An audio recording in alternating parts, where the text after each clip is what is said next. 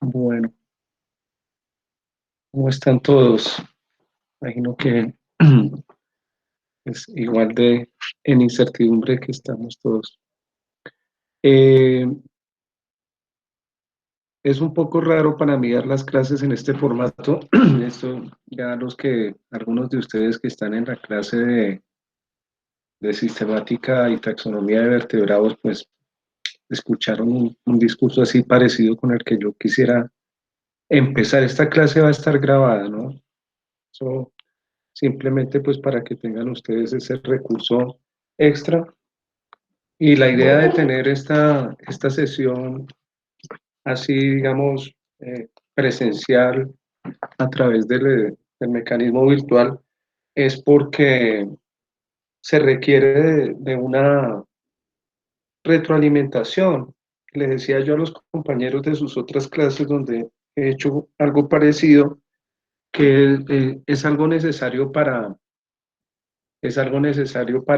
tanto para ustedes como también, de pronto eso no se los cuentan sus profesores, pero para uno como profesor es supremamente importante generar un espacio de retroalimentación, no solo para saber cómo está marchando el proceso, sino porque algo que es una realidad es que uno como profesor es la persona que más aprende en este sentido. Esta relación, como hemos construido nosotros las relaciones académicas, son un poco disparejas, digo yo, en el sentido de que usualmente una mayor responsabilidad, por lo menos del contenido, está cargada sobre el lado del profesor y una responsabilidad, digamos, un poco, no necesariamente tiene que ser así, pero una responsabilidad menor está cargada sobre el lado de los estudiantes. Entonces es como una persona contándole a 40,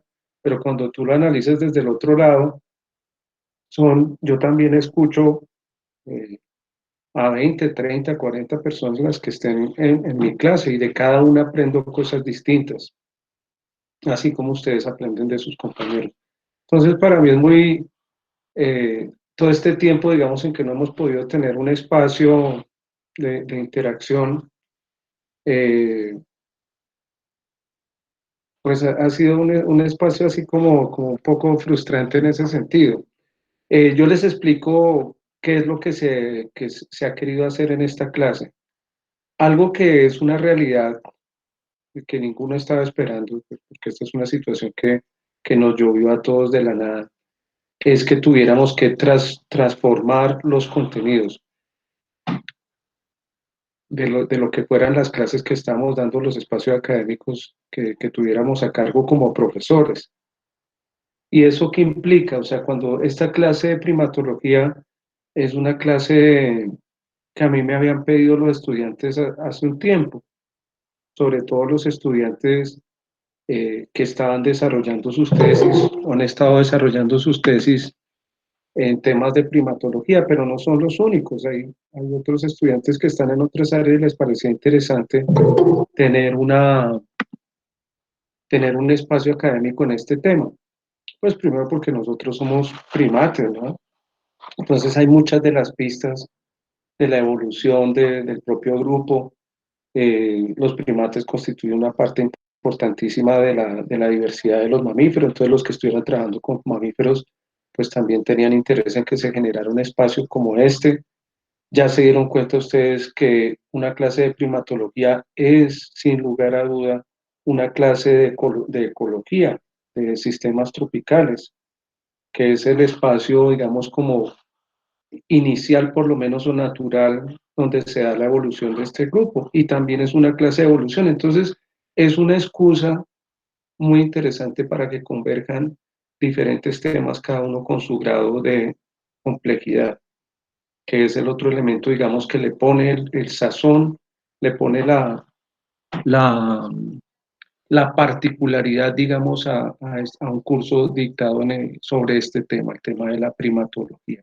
No es los primates en sí, es el estudio de la primatología. O sea, cómo a través de los primates aprendemos cosas no solamente referidas a los primates, sino nos referimos a elementos que están asociados a su biología, a su ecología, a su evolución, y eso nos sirve para hacer una extrapolación a diferentes grupos. Estos grupos son los indicadores importantes y unas enciclopedias maravillosas para entender el resto de la diversidad de no solamente la fracción, digamos, de la fauna, sino también de lo que ocurre con el mundo vegetal. Son la interfase en las relaciones a planta-animal, que es un poco lo que ustedes han visto. Entonces, con ese contexto, ¿qué es lo que pasa? Armar un curso de esto no es sencillo. Uno tiene que pensarse mucho en la escogencia de los temas porque esto da para mucho. Y hay que tener un balance, un buen balance entre el nivel de profundidad al que quisieras llevar el curso en un semestre, porque este curso sería interesante tener 2, 3, 4, 5, 6, 7 cursos de primatología, como en algunos casos me tocó a mí. Yo tengo una formación en primatología importante y eran varios cursos en diferentes aspectos de primatología. Acá toca condensar eso y hacer una selección, un filtrado, que no vaya a perder, digamos, elementos que sean fundamentales en el entendimiento, y eso es una tarea, digamos, muy compleja dentro de lo que es armar un espacio académico de esta naturaleza. Y viene la contingencia, entonces la contingencia hace que lo que hayas tenido, digamos, organizado en un formato que implica tiempos, que implica plataformas, que implica mecanismos, que implica ayudas, que implica el desarrollo de un lenguaje, que es otra cosa que aparece cuando tú estás armando una clase. O sea, yo no sé cómo hagan los otros profesores, pero para mí la actividad académica se parece mucho a lo que me gusta más, a mi hobby, que es la guitarra. Pero a mí me gusta un tipo de música que es el jazz. Y en el jazz tú todo el día te la pasas haciendo cosas como esto. ¿Para qué? Para que llegado el momento específico de encajar eso dentro de una melodía aparezca el elemento de la improvisación, pero es un elemento que le da, digamos, como cierto oxígeno, cierta flexibilidad, cierta alegría a lo que uno interpreta, pero no puede ser posible si no hay una preparación previa. Entonces, este curso queda un poco en el aire. ¿Por qué? Porque se le traslada primero, digamos, su manera natural en la que fue creado a un mecanismo virtual que no estaba, digamos, contemplado. A mí me gusta la clase en el tú a tú. Y este curso particular tenía unas características, digamos, como singularizantes. Una de ellas era que iba a tener un enfoque muy preponderante hacia el campo.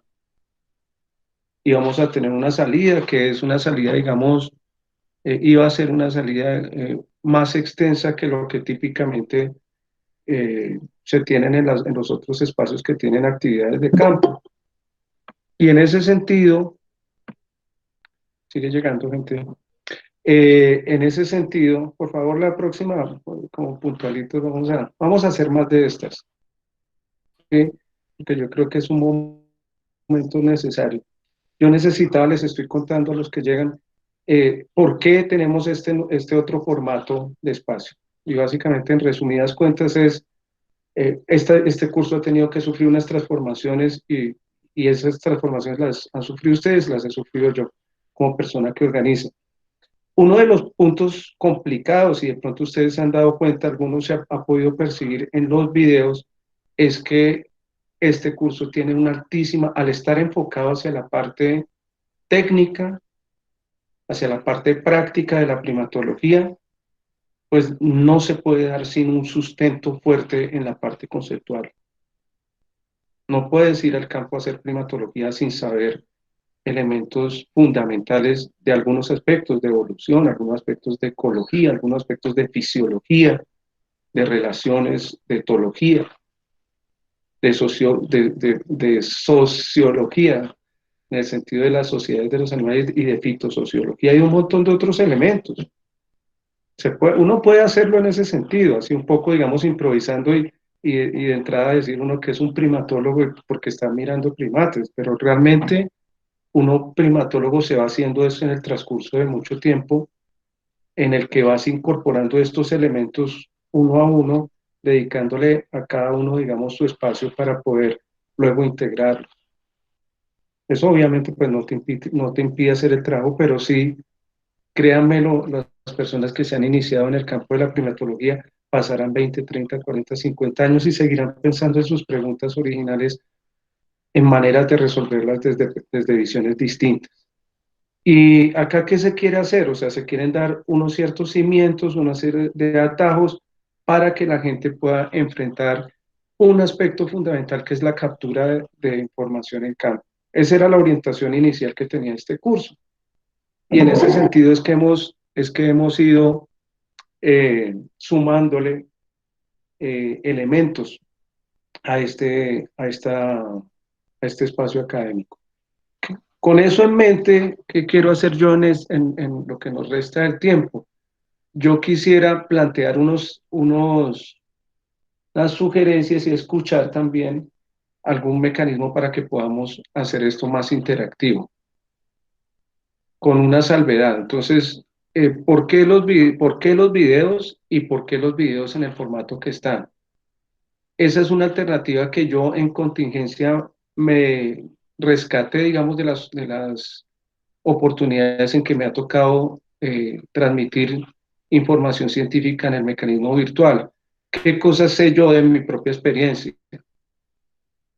Yo sé, por ejemplo, que tú no puedes dar una clase virtual de 2 horas o 1 hora, porque la atención se pierde. Tú estás aquí, yo siento que le estoy hablando a una imagen allá con unas letras, a una máquina, o sea, no sé que al otro lado hay gente, pero de todas maneras hay un distanciamiento pues natural por el tipo de formato.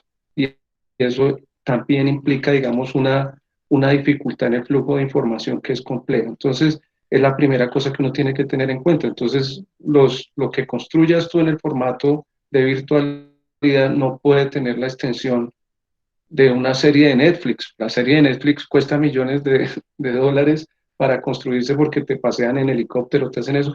Hacer ese viaje acá se puede intentar, pero es complicado y con niveles de complejidad también mayores en lo que se está transmitiendo. Entonces, la digestión, que es uno de los temas que vamos a ver hoy, la digestión de esa información, pues también requiere una serie de, digamos, de procesos previos o que se estén dando paralelamente a la construcción y la transmisión del material. Entonces, por eso yo he escogido como darles shots, el más largo que no tenga más de 15 minutos, donde pueda ir suficiente información que sea coherente sin perder el rigor científico y que te permita, una vez digerida, hilarla a otro pedazo de información como un Lego que te permita construir un mayor nivel de complejidad y te permita ir adquiriendo los conceptos que necesitas para realmente sacarle provecho a este curso. Y ahí viene la primera dificultad, digamos, que he visto yo. La mayoría de la gente se ha portado más o menos juiciosa en ver los videos, pero no ha habido una cierta disciplina. ¿Por qué lo sé yo? Porque es que en este formato del YouTube yo sé exactamente qué persona está, uno, inscrita, registrada, ¿cómo se le dicen esto? Suscrita en el canal, con qué frecuencia entra, qué videos ha visto y cuánto ha visto los videos. Y patrón general, esto no es un regaño porque a esta altura del partido, pues ni yo soy papá, ni ustedes son hijos, ni son bebés, ni yo soy el de la guardería, para indicarle a cada uno por qué o por qué no ha tenido la responsabilidad de cumplir con su parte. Es así, hasta ahí llega, hay una limitación aquí humana. Tendría que yo ser sobrenatural para meterme en la cabeza de cada uno y decirle, oiga, sea profesional y si le ponen un pedazo de información, vean. ¿Qué es lo que pasa? Y esto es lo que no quisiera, digamos, es el pedazo, digamos, más difícil de lo que voy a decir de aquí en adelante, pues espero que sea una charla más fluida. Este es como el tuco que tiene uno atravesado en la garganta. Es muy complicado, digamos, estar haciendo uno todo este esfuerzo que les he dicho para darse cuenta que la gente entra, como que pincha el video un poquito y se sale. Si eso sigue así, pues se va a la porra toda esta nota. Y reformularé con los que quieran estar en esto, pero no es justo, digamos, estar uno haciendo unos esfuerzos para que desde la perspectiva de los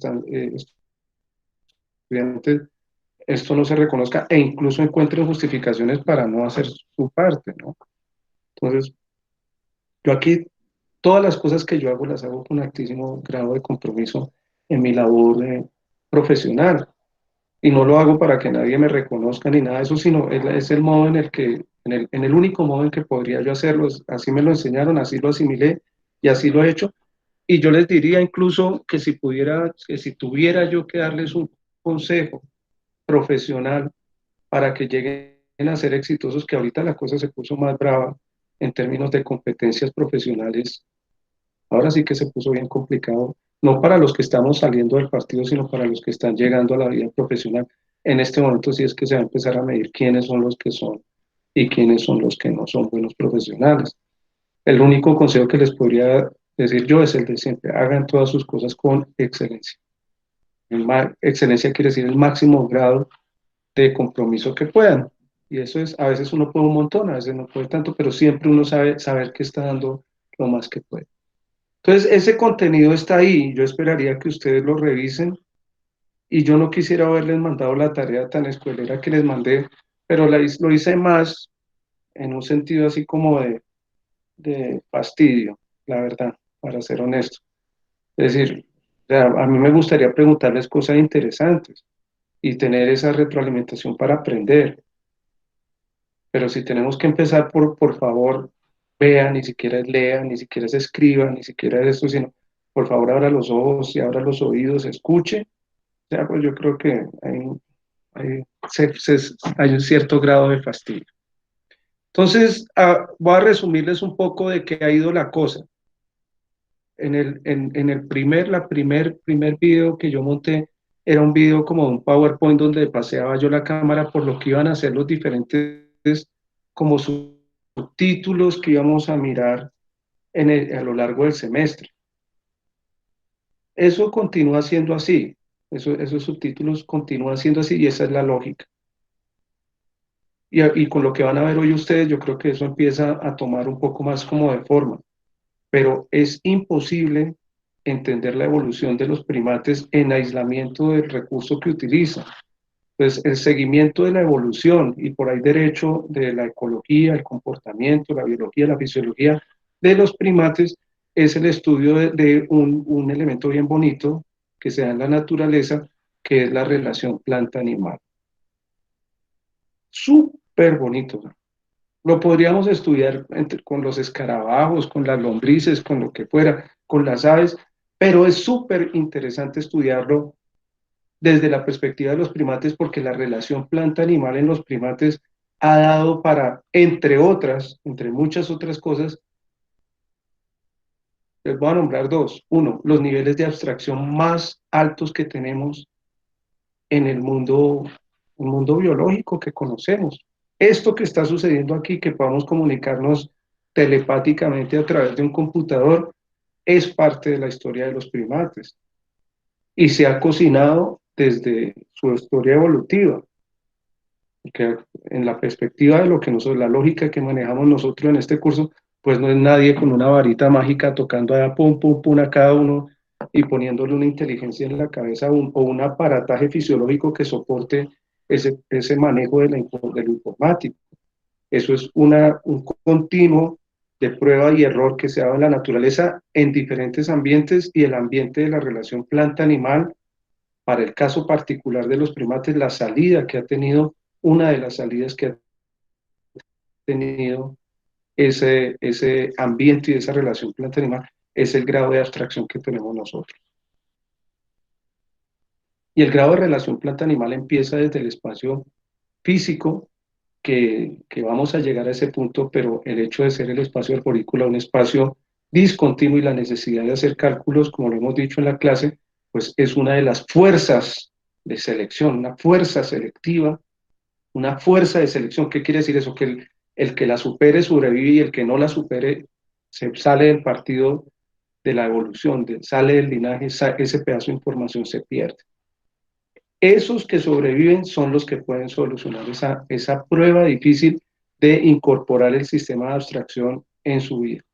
Y se dio, afortunadamente se dio. Y de ahí en adelante vienen otra serie de condicionantes igualmente interesantes que van empujando este grupo en esa dirección, porque hay un concepto que yo no sé hasta qué punto le alcanzamos a dar nosotros énfasis, pero muchos de ustedes, sobre todo los que han recibido clase conmigo, lo conocen, que es el verdadero nombre que debía llevar la evolución, que se llama la coopción. Evolución es un mal nombre, evolución nos hace pensar distorsionadamente sobre cómo es la lógica del proceso. Aquí nada va de menos a más. Hay momentos en los que sí, hay momentos en los que no. A veces va de más a menos. A veces lo que se avanzó en complejidad se retrocede. A veces lo que se alcanzó en estructura se simplifica. Entonces, no hay una direccionalidad que estaría implícita en la palabra evolución. La palabra coopción o exaptación dice recicle. A lo que tiene muy complejo y lo puedo reciclar, perfecto, sigue adelante. Prueba siguiente. Lo que tiene es muy simple, pero logró superar la prueba, lo pudo reciclar y lo pudo utilizar. Una vez adquirido, seleccionado ese cambio, entonces continúa y si no puede, se va. Ese concepto del reciclaje como norma es mucho más poderoso para entender la biología, la vida, estamos hablando del proceso evolutivo, o sea, la lógica, la lingüística que explica todo lo que nosotros estamos viendo, la vida y en su manifestación más interesante que es la diversidad. Diversidad de estrategias, diversidad de comportamientos, diversidad de fisiologías, diversidad de células, tejidos, diversidad de especies, diversidad de ambientes, diversidad de relaciones funcionales. Entonces, esa prueba y ese error que se teje a partir del reciclaje es muy interesante. Entonces, en los primates, ¿qué es lo que pasa? Que ya cuando hay un reciclaje quiere decir que tú vienes con un bagaje morfológico, conceptual, fisiológico, y sobre eso es con lo que hay, como dice la gente, eso es lo que hay, y con eso sobrevives o no. Entonces, en el caso de los primates, nosotros tenemos pues unas características muy particulares que son las que hemos tratado de definir. ¿Cómo he querido yo hacerlo? Y esto es una responsabilidad completamente mía. No sé, por ahí veo que hay varios cursos de primatología que se han dado. Ojalá sean compensatorios de todo lo que yo no pueda contarles. Ojalá sean incluso iguales para reforzar algunos elementos o que les cuente cosas distintas. Yo les cuento mi aproximación a la primatología. Y en mi aproximación a la primatología, un primatólogo tiene que entender ese fundamento de cómo es que se tejen las relaciones coevolutivas. Y entonces tenemos que salirnos de los primates y empezar a ver cuáles son esos otros elementos que a través de su evolución, y ojo con esto que les estoy diciendo porque es lo más importante, cómo esos otros organismos, esas otras especies, a través de su evolución, empiezan a ser una fuerza modeladora de lo que está ocurriendo en el grupo de interés, que realmente esa es una manera de verlo, como si fueran antagonistas o si fueran competidores o partes de, realmente esto es una integralidad. Entonces, en el caso de los primates, miren ustedes que le hemos dedicado un montón de tiempo, pero un montón de tiempo en lo que va de esos videitos corticos, ya hay una cantidad de más de 20 de esos videitos ya ahí colgados para que ustedes los revisen cuando quieran. Eh, pues hay un montón de tiempo dedicado a las plantas, un montón. Y no es suficiente ni para los que están en este curso como vamos a enterarnos de qué es el rollo de los primates, y muchísimo menos suficiente para el que quiera dedicarse al mundo de la primatología como su espacio profesional. Un primatólogo es más que un botánico, porque es que un botánico, a veces la parte botánica como que se interpreta únicamente desde la perspectiva de la taxonomía de las plantas. Entonces, claro, pues yo tengo que saber qué frutos come mi especie. Entonces, sí, tengo que saber trabajar en un herbario. Ese es un espacio pequeñito con respecto a todo lo que tienes que saber de las plantas. Tienes que saber un montón de fisiología de las plantas. ¿Cuál es la giberelina y cuál es el aminoácido que te transforma X o Y? Porque es que tienes que saber un mundo un mundo de química, porque las plantas son laboratorios químicos y la respuesta evolutiva de las plantas a los diferentes retos que le plantea la sobrevivencia en sus ambientes se resuelve a punta de químicos.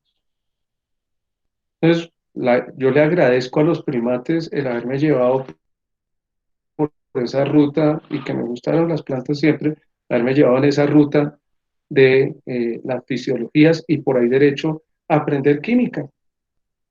Yo aprendí más química mientras desarrollaba mi tesis de primatología en el pregrado que toda la química que había aprendido en la química 1, química 2, química 3, química analítica 2, bioquímica 1, perdón, química orgánica 1, 2, 3, bioquímica y bioquímica 2 que veíamos en la nacional, un mundo de químicas.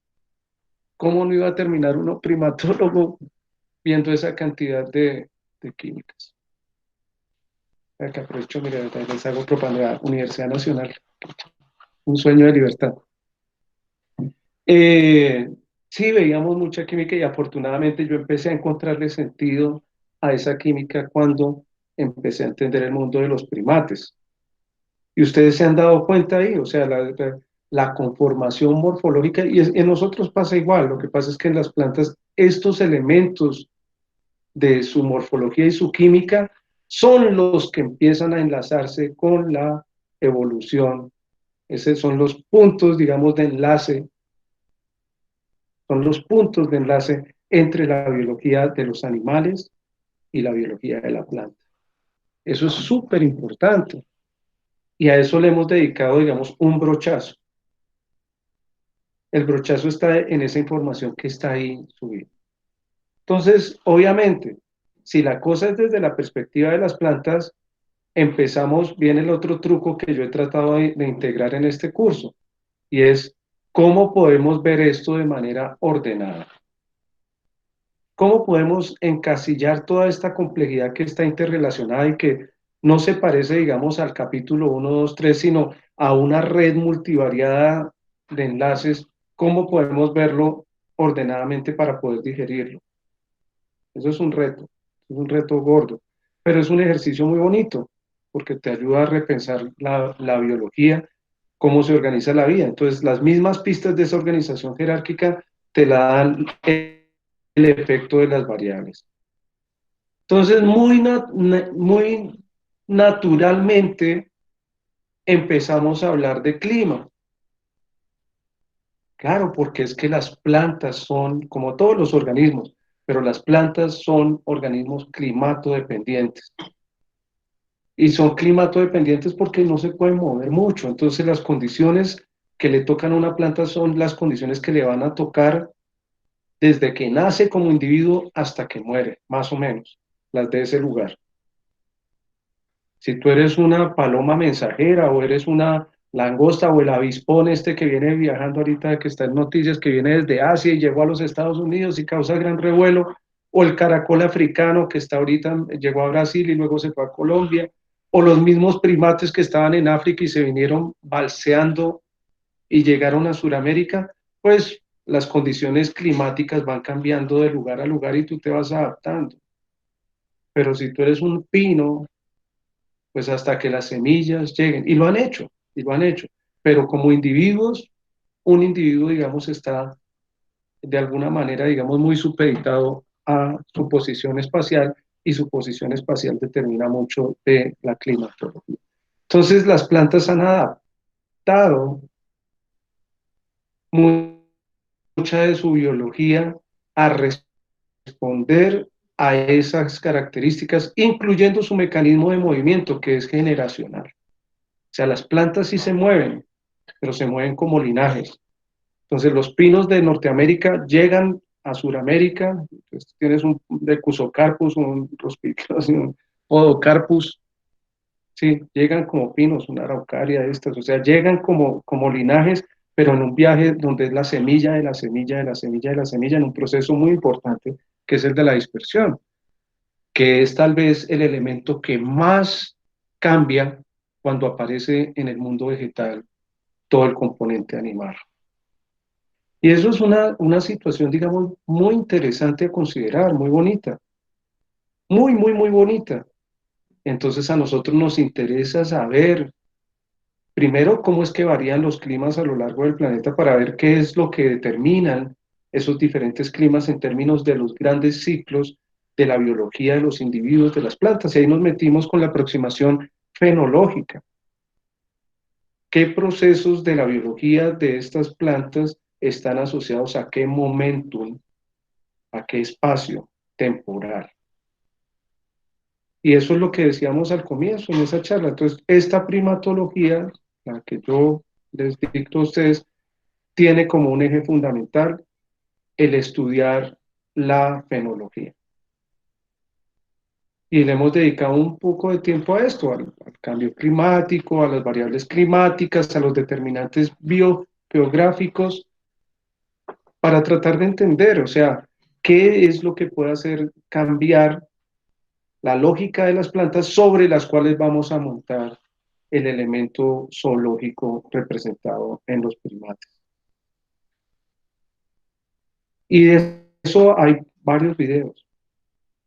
No solo lo hemos visto desde la manera planetaria, de la manera global, obviamente en un brochazo, en un vuelo de pájaro, sino lo hemos tratado de aterrizar a cómo es que están esos grandes determinismos en el contexto, en el concierto de Colombia, porque hay un chocobio geográfico, porque hay un bosque seco del Caribe, porque hay un piedemonte amazónico, y qué es lo que eso puede significar en los grandes, en el entendimiento grueso, no es lo grande, sino más bien en el entendimiento grueso, sin tanta resolución, en los grandes patrones de la conformación de las coberturas vegetales, donde puede haber un bosque, donde puede haber un bosque seco, donde puede haber un bosque con una productividad mayor, un bosque con una productividad menor, un bosque donde primen cierto tipo de procesos o cierto tipo de plantas o lo contrario.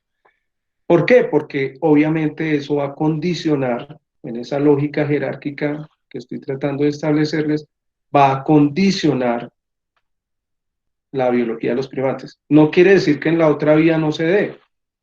Los primates en esa relación tan estrecha también han modificado la biología de sus hospederas, las plantas, si lo queremos ver así. Y lo hacen de modos ultra mega finos. Por ejemplo, hay estudios que yo he leído en los que el modo en el que los primates arrancan los frutos de las plantas en las selvas tropicales determina el patrón de ramificación y la arquitectura que tienen las plantas, y ese patrón de arquitectura determina la disposición espacial y la preponderancia de ciertas formas de vida con respecto a otras en una comunidad vegetal. Y por ahí derecho empiezan a cambiar un montón de otras cosas, desde eso tan fino que puede existir hasta muchos otros tipos de cosas. Entonces, hay una mitad de la historia que se puede contar desde la perspectiva de las plantas y la otra mitad es desde la perspectiva de los primates. Por ahora, en esta fase, no hemos llegado tan allá. Empezamos a llegar a través de un concepto que es el concepto que va a cubrir esta otra mitad de la clase, y el cual se introdujo en el último videito, que es el video de el, el video del forrajeo. Yo voy a compartirles aquí. Bien, ok. Aquí me dice que estoy presentando mi pantalla. Entonces, bueno, espero que ahí vean ustedes. Alguien que me diga de viva voz qué están viendo. No puedo ver el chat. Aló, ¿quién me puede Ya decir? será el video. Se ve el video. Ah, bueno, listo. Entonces vamos a ver pedacitos acá. Gracias, Ale. Entonces, lo que decíamos nosotros acá es, pues esto va lo que les estoy contando, un poco desde la perspectiva de lo climático, representado ahí por esa nube, la constitución, el efecto que eso tiene sobre elementos de la distribución espacial de esos recursos o esos elementos vegetales. ¿Y por qué? Porque nosotros habíamos dicho, dentro de las cosas interesantes, es que dentro de los mecanismos de dispersión de las plantas, antes de la llegada de los animales, pues los elementos empezaron a jugar un papel importante. La nemocoria, la hidrocoria, son y serán y seguirán siendo elementos supremamente fundamentales. Y eso pues nos conduce inmediatamente pues, a pensar o a la reflexión sobre la fenología que está representada aquí por esta gráfica, de procesos claves. Hay muchos procesos que ocurren dentro de las plantas. Nosotros nos hemos quedado como con dos para hacer el puente a los primates, que es la producción de frutos, la fructificación y la producción de flores, o debía decirlo yo al revés, la producción para seguir un orden, digamos, cronológico en la aparición de esos fenómenos. Entonces, primero la floración, y sin floración pues no hay producción de frutos.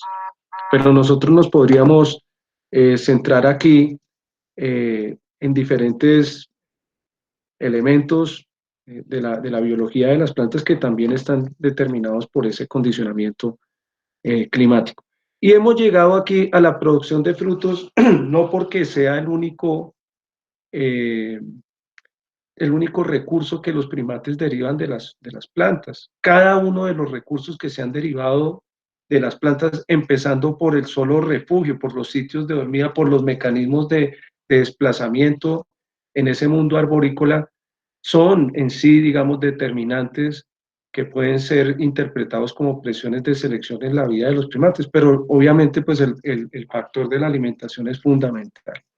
Y pues obviamente hablamos de la zoocoria acá, vamos a adelantar más ahí, y esto está relacionado pues, aparece el fruto carnoso sobre todo, aparece el fruto carnoso, esa parte carnosa, esa parte o el fruto fresco, aparece como el atractivo que va a llamar a los dispersores. Y esos atractivos los hay de muchas maneras. Yo pinté aquí dos. Una, el color, la forma, tres, el tamaño, cuatro, la constitución química, cinco, pero podría sumarle ahí el volumen, la distribución en el espacio, etcétera, etcétera. Todos esos elementos se conjugan, son aditivos para cumplir la función de llamar la atención de los animales que potencialmente van a servir como dispersores.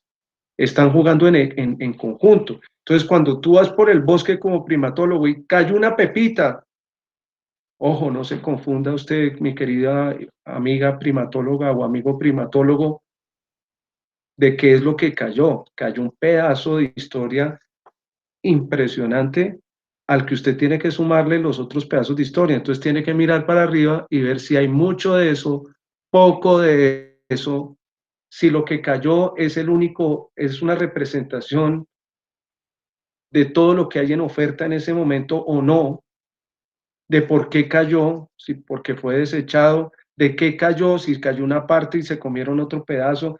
Entonces, uno se la pasa, digamos, en el mundo de la primatología y los que ya han tenido la experiencia, recogiendo pistas, evidencias de cómo es que se da esta relación. Y algunos de ustedes han llevado esto, digamos, a preguntas bien interesantes. ¿Qué será de todas esas características organolépticas? ¿Cuáles serán las que están jugando?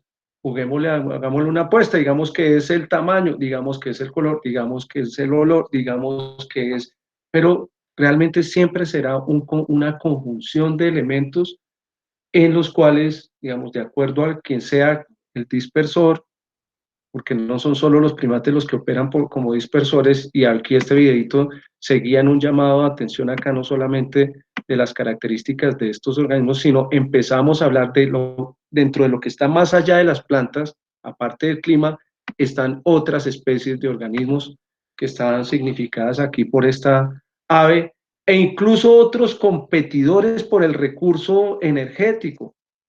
Y esto es súper común.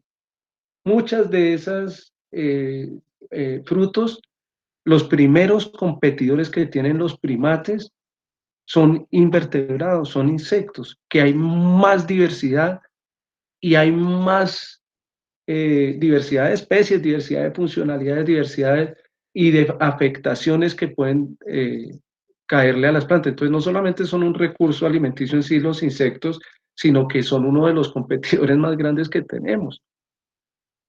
Y entonces vamos llegando nosotros acá a lo que son los primates.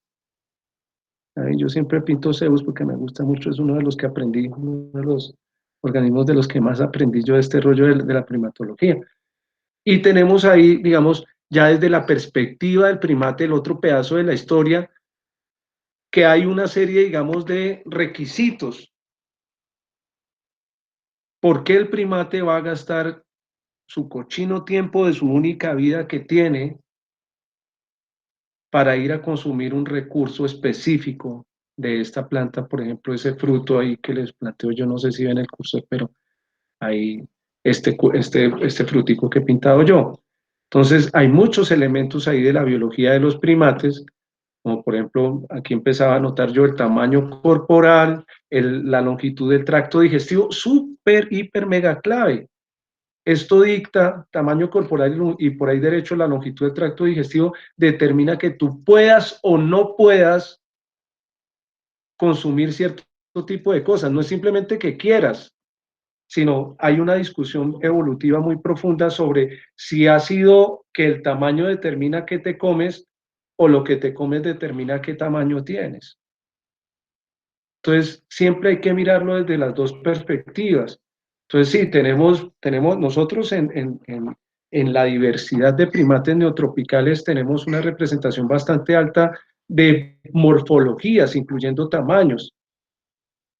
La pregunta de fondo acá es, ¿fueron esos tamaños determinados por la dieta o esas variaciones de otras características relacionadas también que sirven como presión de selección determinando tamaño, condicionaron diferentes tipos de dietas? Y dependiendo la especie, aquí en los primates todo es dependiendo la especie, pues te vas a dar cuenta tú que operó o primó una característica con respecto a otra.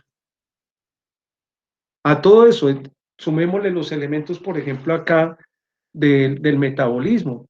Entonces, no es solamente el metabolismo de las plantas produciendo sustancias que hacen que los primates no se coman los frutos cuando la semilla todavía no esté en condiciones de ser dispersada. Entonces le meten hasta veneno para que usted no se la coma siendo un primate. Y luego traducen todo eso a cambiar todos esos venenos en algo que sea completamente digerible, palatable para los primates. Pero desde el otro lado, entonces empiezan a aparecer otros elementos de la fisiología de estos primates y de la biología de estos primates en términos de qué es lo que necesitan. Otros aspectos también están relacionados de la oferta de recursos, lo social, la capacidad locomotriz y realmente muchísimos otros aspectos.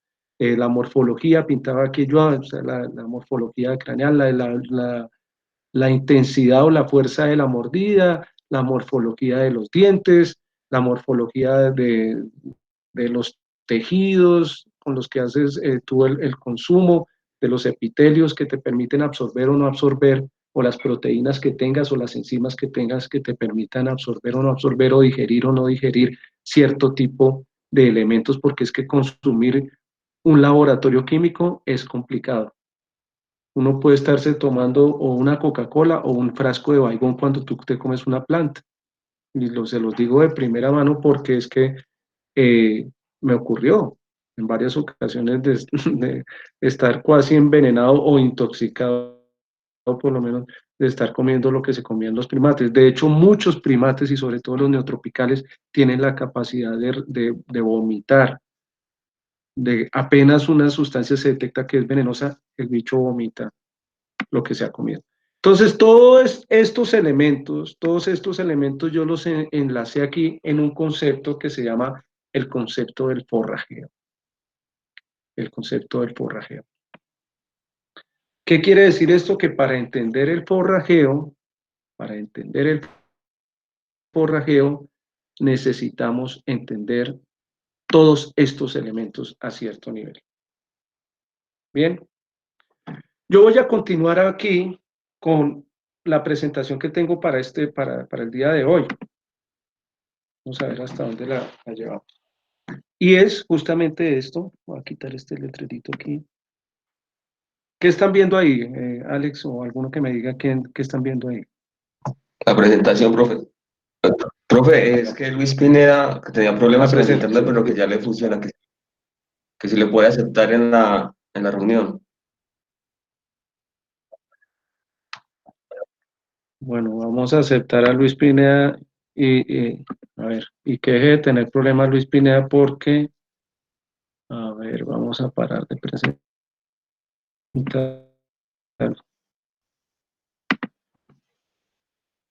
A ver, ¿dónde está Lucho? Dígale que se conecte. Acordarle.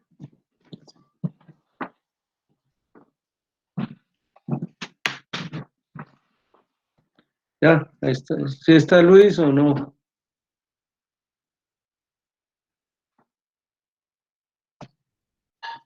Dile que a Luis que la clase va a quedar grabada. Que es que Listo, profe, ya, ya le dije.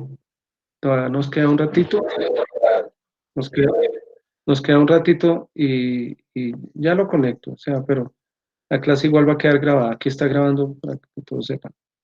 Bien, yo voy a compartir de nuevo mi pantalla y te voy a volver a preguntar qué estamos viendo ahí. ¿Qué estamos viendo? Ya la presentación. Aló, presentación. Listo. Bueno, este es un excelente, como cualquiera de los primates. No la puse aquí por un tema específico. Me gustó esta foto simplemente. Pero este primate acá es uno de los que muerde más duro y es un requete rabón. Yo conviví con varios de estos ahí en la estación donde trabajé en mi tesis de pregrado. Esto se ve así con esa cara de mal geniado porque tiene unos colmillos que nacen acá desde la comisura de la boca y le llegan casi hasta los ojos. Y del otro lado baja el otro colmillo, o sea que hay un colmillo así y otro que sube. Entonces, estos animalitos son de los que se llaman primates depredadores de semillas. Y estos viven en grupitos pequeñitos, pero unos parientes de estos, los cacayao, viven en grupos hasta de 60, hasta 200 individuos. Entonces, el tema de la dispersión, no dispersión de semillas, como un mecanismo, digamos, equitativo o justo de relacionamiento entre plantas y animales, tiene más de una salida. ¿Sí?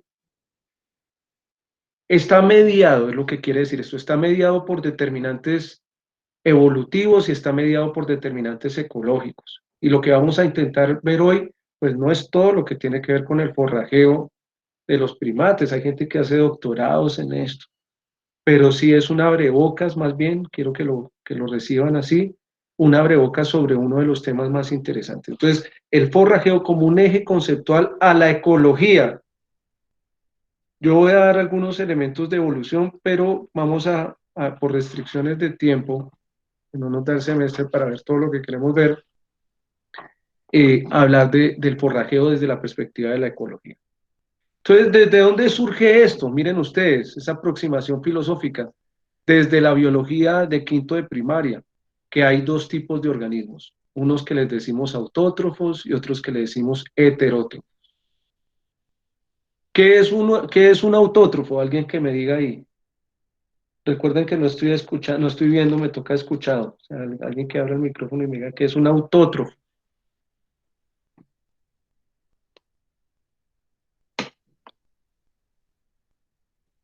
O me toca con una lista. No.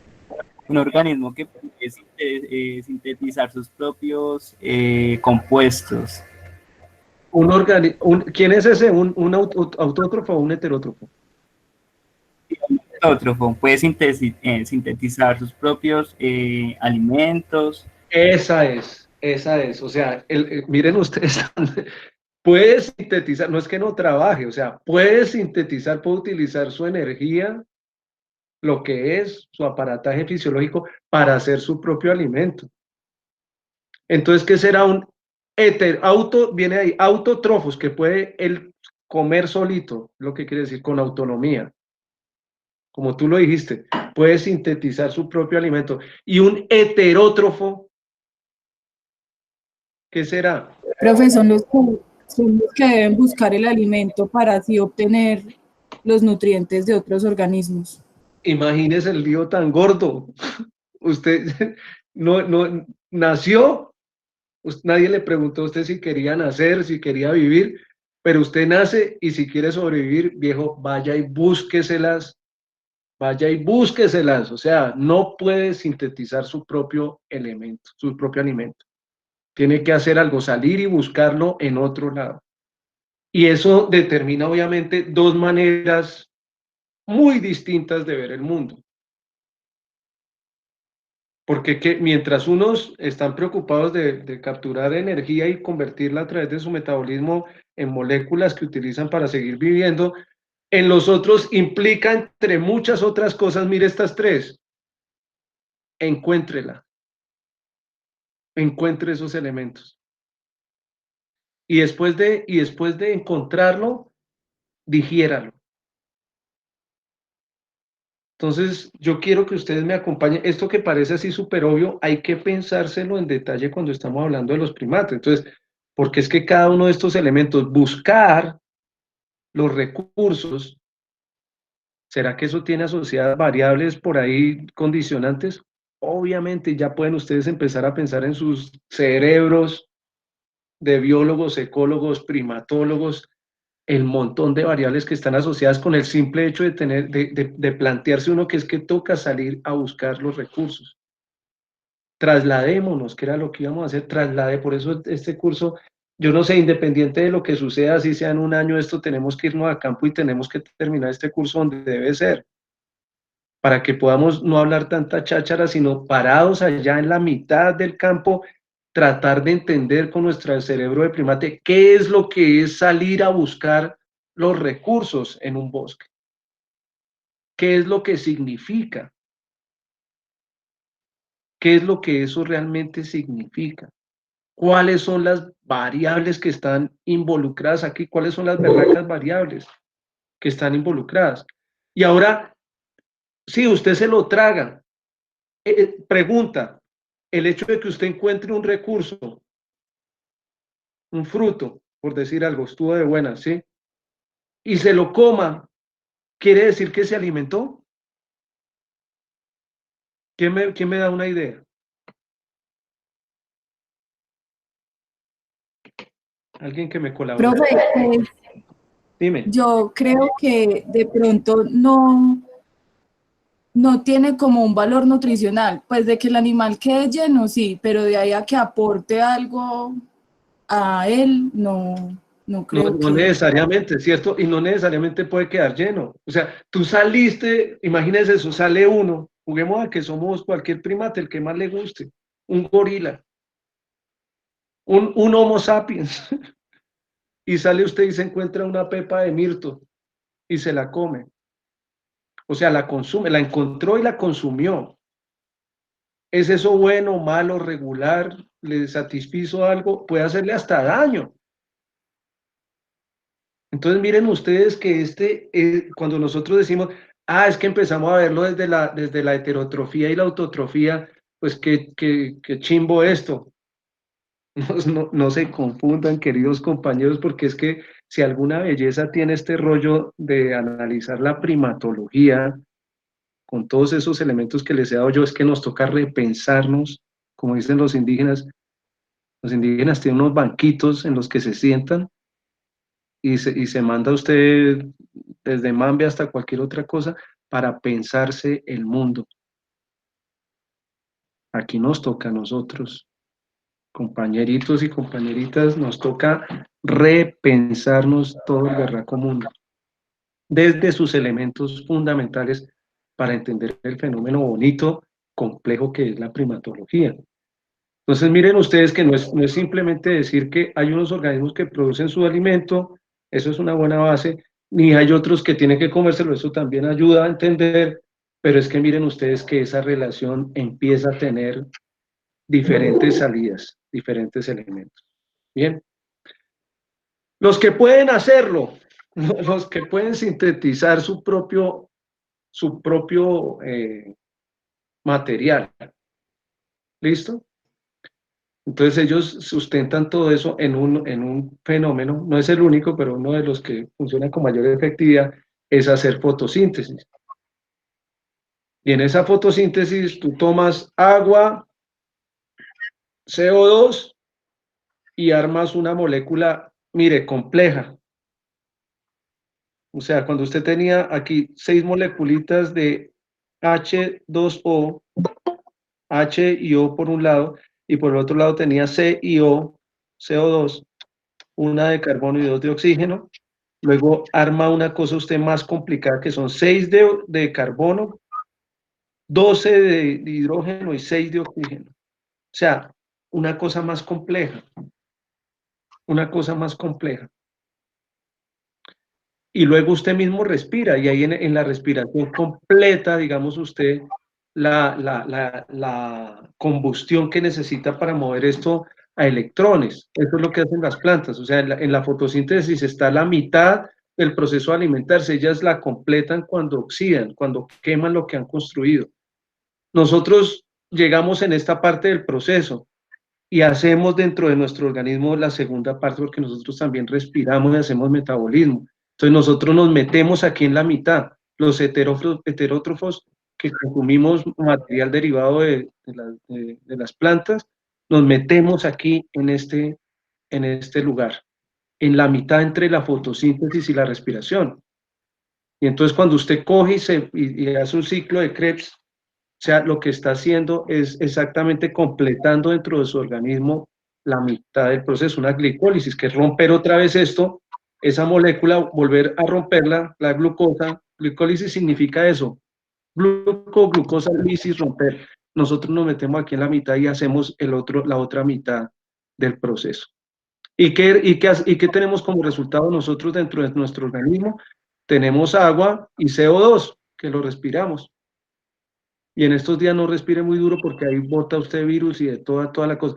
Pero nos quedamos con algo que es energía para las células. Entonces nosotros nos metemos ahí en la mitad de ese proceso. Y aquí viene un concepto que es el que yo quiero que ustedes me acompañen. Esas moléculas orgánicas, estas que están acá atrás, esta glucosa, que además aquí la pintamos simplecita, pero ahorita les voy a mostrar realmente cómo se ve eso. Esas moléculas orgánicas son grandes. ¿Eso qué quiere decir? Que cuando usted quiere meterlas dentro de su célula para que eso haga respiración, para que haga combustión y usted pueda obtener sus electrones que necesita para hacer su metabolismo, tiene que degradarlas.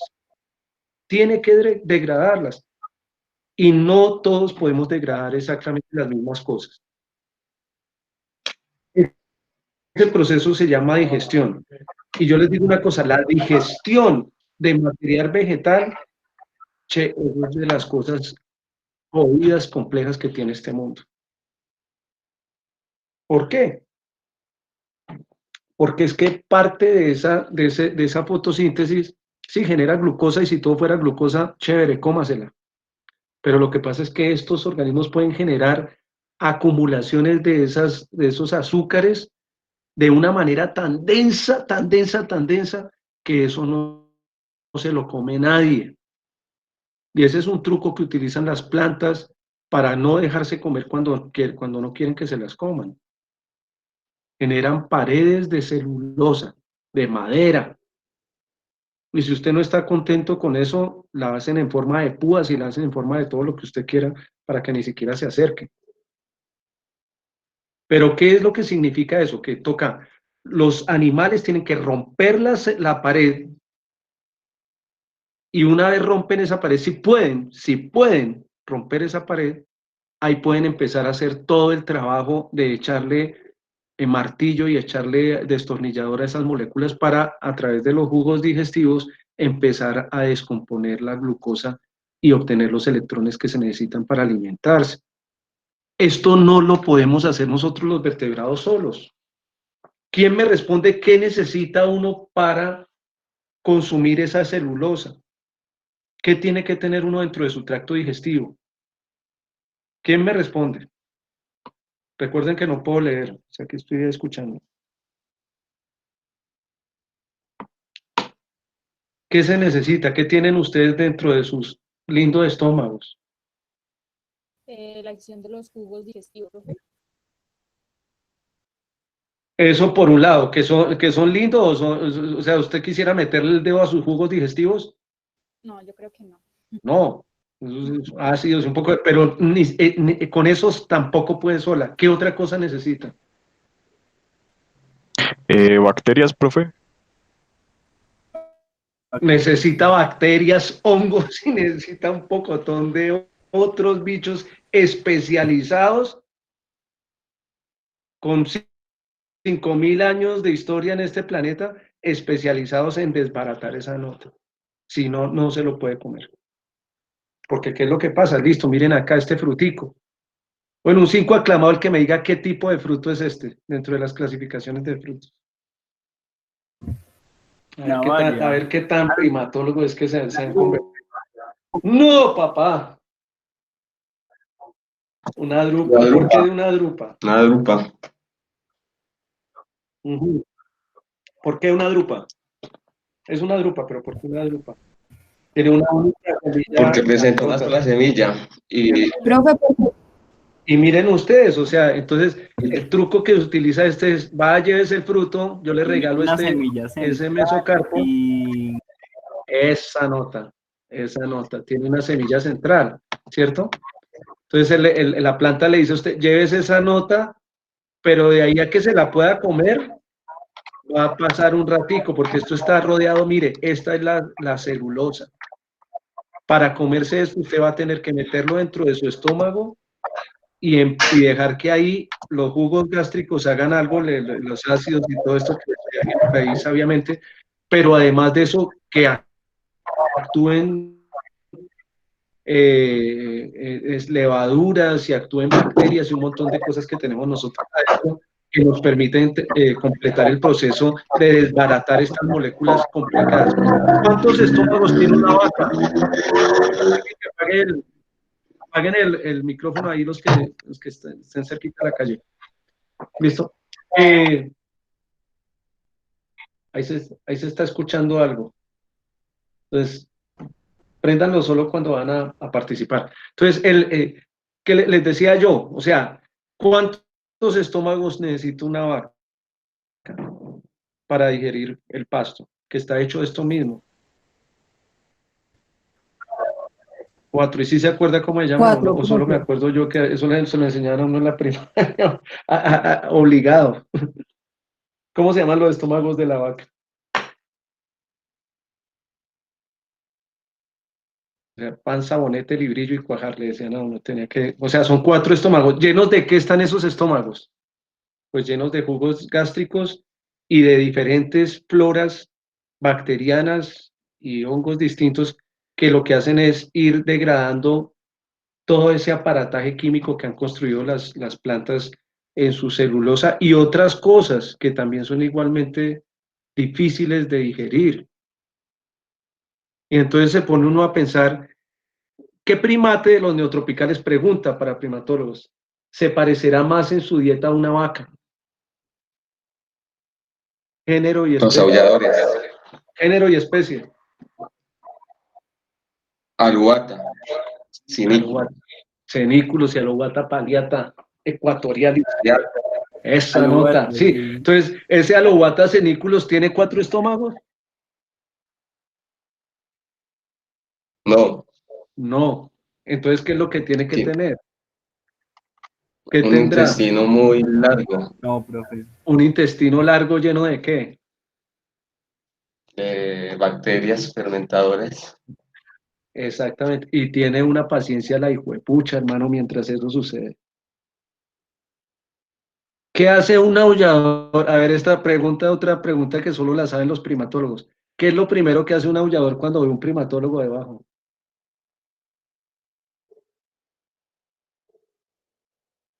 Y no es aullar. ¿Dónde? Ah, no, no. ¿Qué está haciendo? Lo llueven a usted de mierda, lo cagan hasta donde más no pueda, liberan todo lo que tienen ahí retenido y se lo botan encima a ver si queda usted contento de volver a mirar para arriba. Esta era una de mis diversiones cuando trabajaba en Barro Colorado. Hay una mujer que se llama Catherine Milton. Catherine Milton es la especialista de alohuatas, profesora de la Universidad de Berkeley. Y la mujer, yo no sé si ya murió, ya debió morir porque estaba pues bastante mayor cuando yo la conocí. Pero la mujer me mandaba con unos turistas que los llevara a mirar monos allá. Y a mí no me gustaba no me gustaba la cosa. Entonces yo los llevaba donde los monos y era chévere llevar a la gente porque pues bonito la reacción de la gente.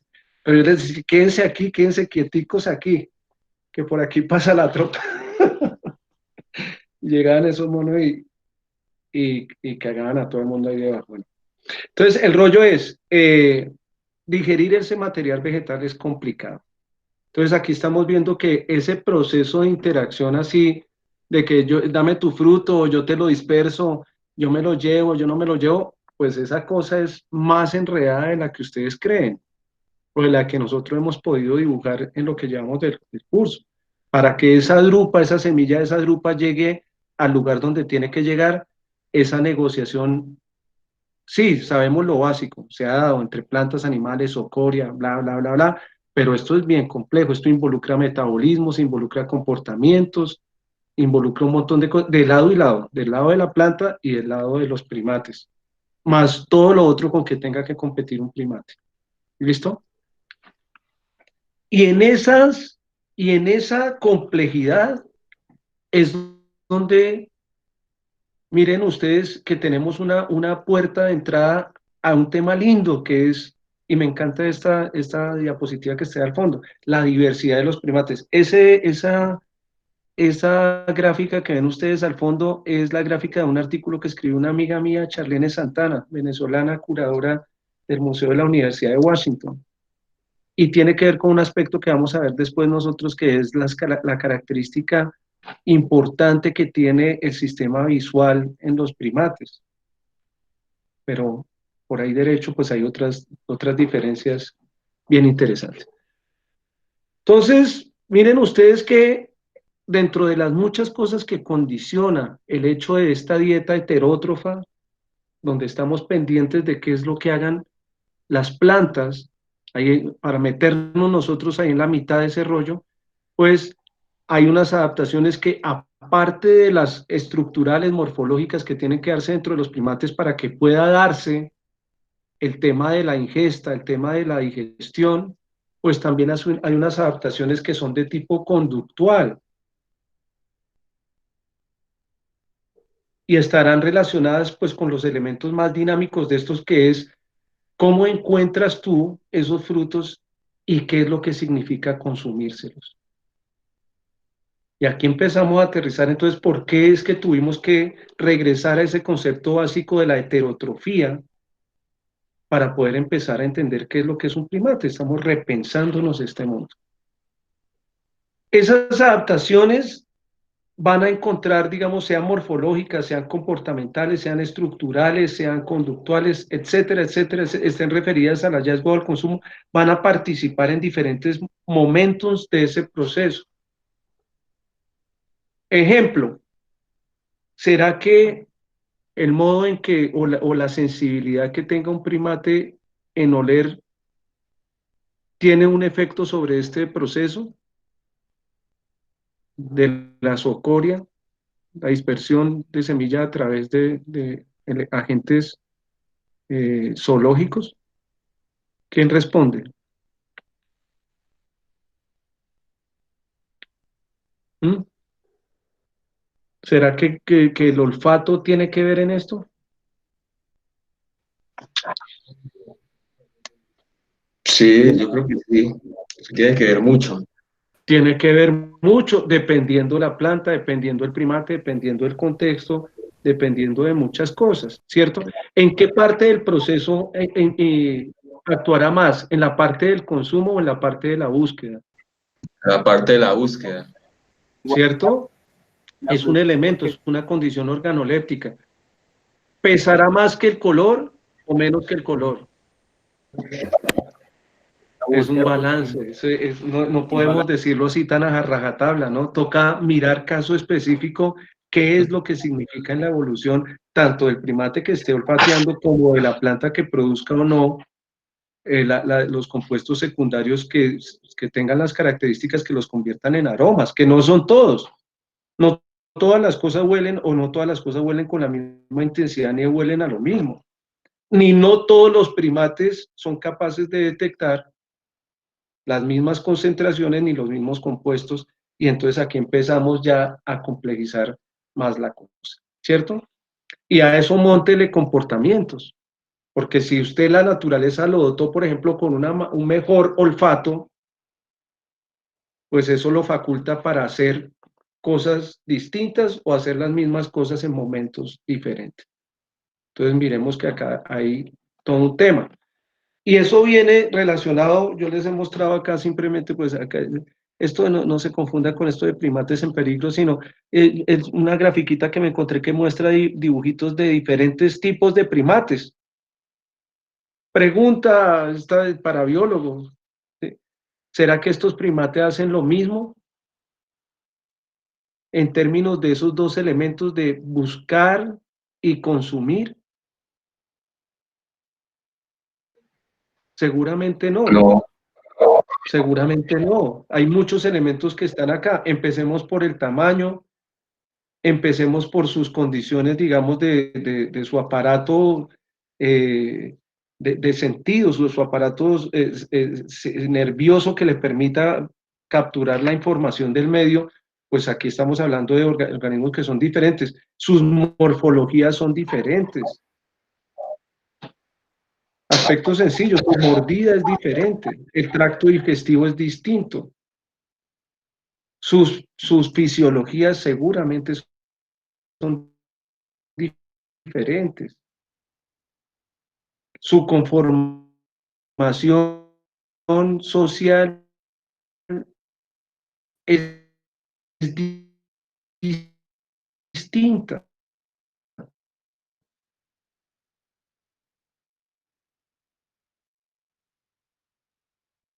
Entonces,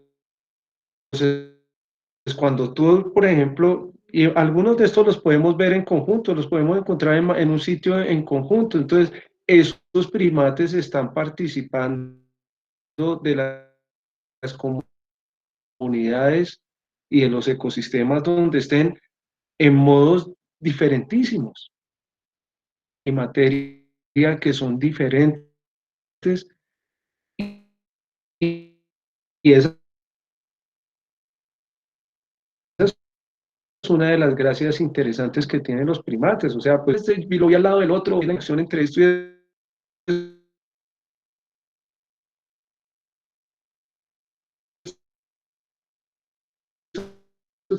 viendo el ecosistema, porque un montón ni siquiera son todos pesadores, bien, estos están haciendo la misma cosa. ¿Cuántas historias distintas? Muy distinto, ¿cierto? Pues el tema del forrajeo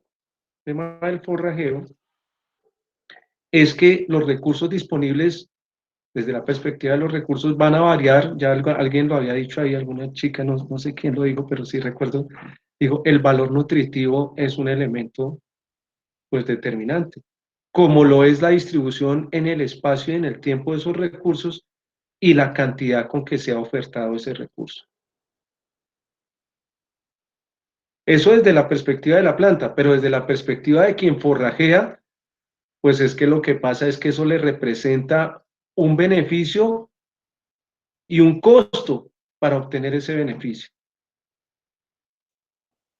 Un costo energético, o sea, si lo queremos poner en una sola variable, pues lo que se está jugando acá es energía.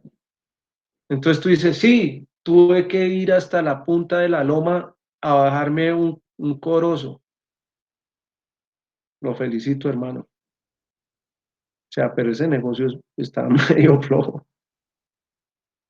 Entonces miren ustedes que no es solamente lo que esté determinándose acá en términos de la oferta, sino que hay una demanda que se mide en la moneda energética. Y cuando nosotros decimos la moneda energética, pues saque usted el banquito pensador y póngase a pensar este universo. ¿En qué significa eso? Pues que tiempo y energía del consumidor también son limitados. Yo no tengo toda la energía para gastarle a todo. Y eso implica un elemento que ya es un elemento de juicio fundamental que está inmerso en el concepto del forrajeo. El forrajeo no solamente es lo que hay allá afuera y lo que yo me consumo, sino implica cómo estratégicamente tú tomas decisiones sobre ese consumo.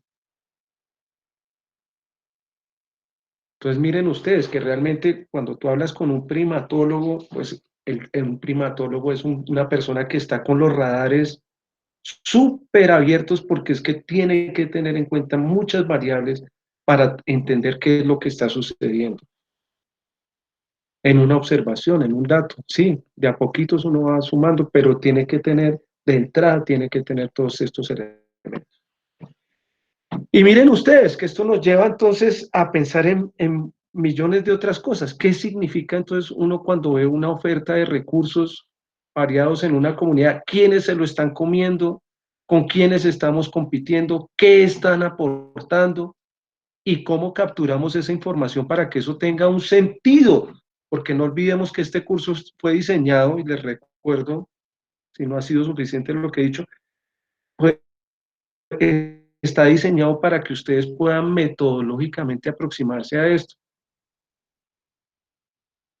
Y por eso me he tomado yo el trabajito de pintarles ahí cómo es que se ve el fruto de no sé qué tal cosa y cómo es que son las partes y cómo es que se construye. ¿Por qué? ¿Por qué? Porque esa descripción es un elemento fundamental, es un insumo clave para poder entender qué es lo que sucede. Y sí, un primatólogo tiene que saber de frutos y tiene que saber de una colección de frutos, como debe saber de una colección de plantas, como debe saber qué es la información y cómo se procesa y con qué características y con qué elementos es que se registra, se documenta el mundo de lo botánico, para poder contar la historia, che, para poder contar la historia. Entonces, la carpoteca, yo le cuento esta historia a todo el mundo, la carpoteca de la Universidad Nacional empezó con la tesis mía, la tesis de primate. Yo me traje 3 tanques llenos de frutos, 3 tanques de esos azules grandes, llenos de alcohol y frutos, de lo que comía todo lo que yo veía allá. La mitad quedó en la Nacional y la otra mitad quedó en el Instituto Sinchi.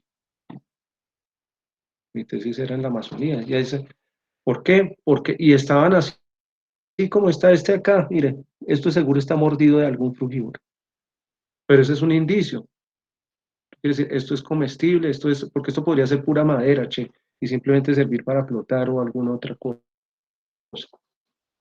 Entonces, miren ustedes que la variedad de formas, tamaños, colores, pues estarán condicionando quién puede comerse qué. Y otros aspectos que no vemos. Esta que está acá, esto que está acá, sustancia y compuestos secundarios que usted quiera. Esto que está acá, que son como palmas, pues olvídese que producen lo mismo que esta frutica, esta bayita. Esta estará llena de azúcar y esta estará llena de grasas.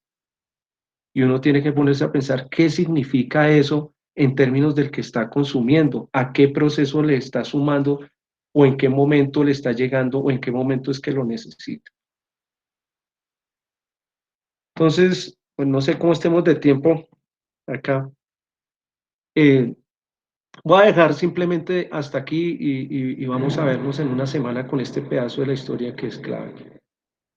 Hay varias maneras, hay varias maneras. Dime. Que nos había mandado sobre los tipos de fruta y la fructificación durante los 2 meses. Eso era lo que yo había visto en las gráficas y pues fue algo que pensé también como análisis en cuanto a eso, en cuanto a el tipo de fructificación y el consumo. Claro, claro. Y esas gráficas se las podría poner yo al final del curso, porque le vamos a seguir sumando a eso. Entonces, ¿qué es lo que hace uno? Entonces, mira tan interesante porque realmente un primatólogo es como un detective un detective, tú vas sumando pistas de cómo es que funcionan los sistemas, de cómo es que, o sea, nunca es solamente tu objeto de estudio nunca es solamente el primate. Si te la pillas, nunca es solamente el primate, es el clima, porque son las plantas, porque son la fenología, porque es la fisiología. Hay muchos elementos que están ahí, porque es el suelo, porque es la productividad, y entonces a veces tiene que ver con la precipitación, a veces tiene que ver con la geomorfología del terreno, porque no es lo mismo estar en un bosque inundable, en un igapó, en una barcea, que en un bosque de tierra firme o en un área que ha sido recién, digamos, arrasada porque el río se salió de curso y entonces ya tumbó todos los árboles, o en un claro versus a un sitio que es más maduro. Entonces, miren ustedes que es importantísimo que tengamos todos estos elementos.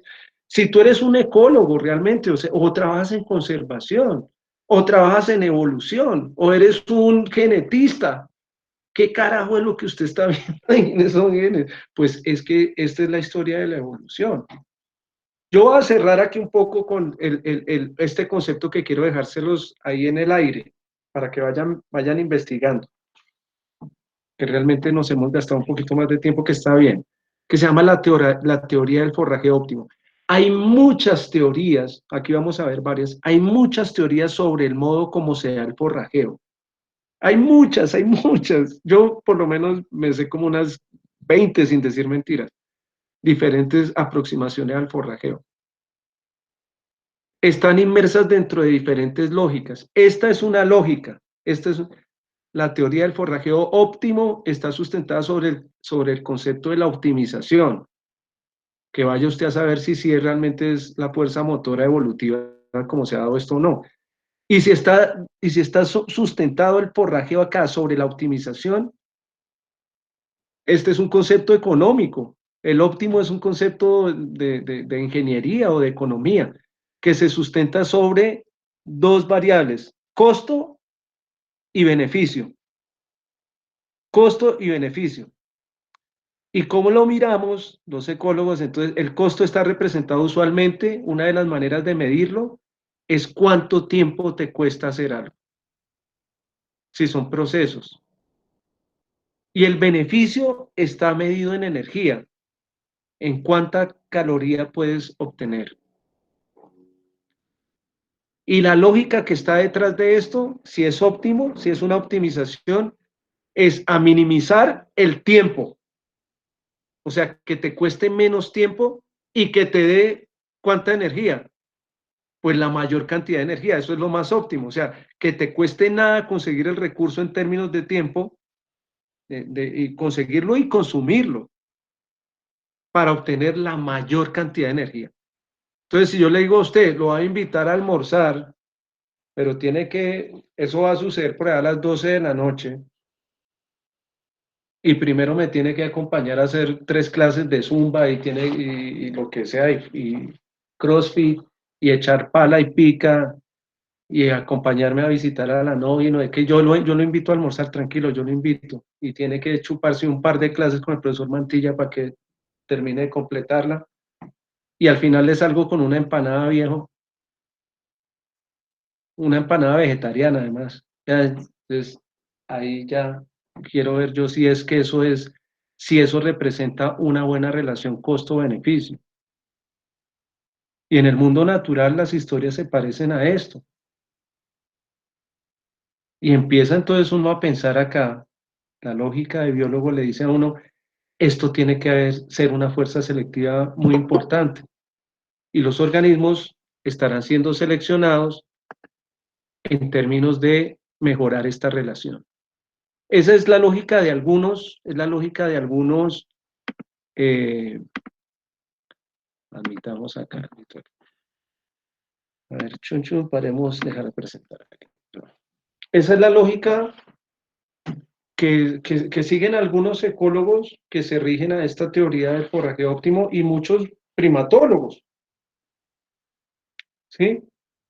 Está bien interesante porque entonces tú sales al mundo a mirar desde esa lógica, desde la lógica de cómo se da el costo-beneficio en términos de optimización en tiempo y en energía. menor tiempo para obtener la mayor cantidad de energía. ¿Sí? Esta es una de las maneras de ver la cosa.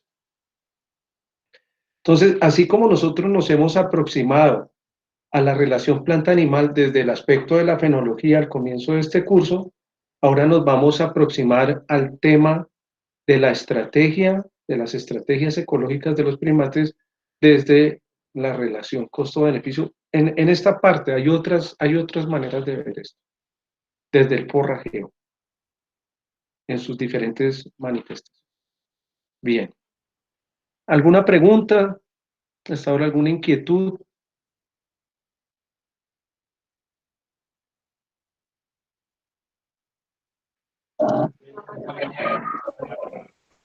¿Qué se les ocurre? ¿O qué opinan de esta dinámica? O sea, salgámonos un poquito, digamos, de la parte teórica y dígame qué les ha gustado, qué no les ha gustado del formato que tenemos. Esto necesita una retroalimentación, ¿no?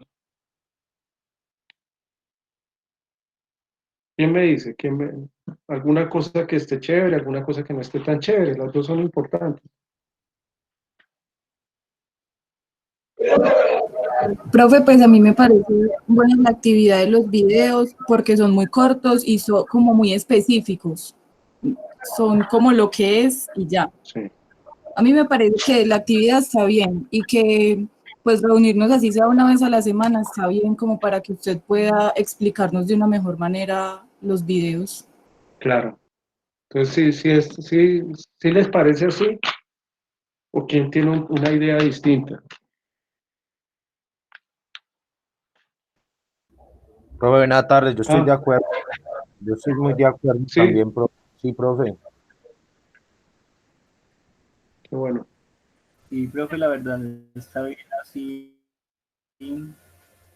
Igual, desde que nosotros hagamos el trabajo de revisar los videos, de estar atentos, de investigar pues por nosotros mismos, porque tampoco quedarnos ahí como con la información Sí, a mira, ¿sabes qué he medias pensado o yo? quedarnos. Claro, muchas gracias. Mira, qué pena te interrumpo ahí para un mensajito corto.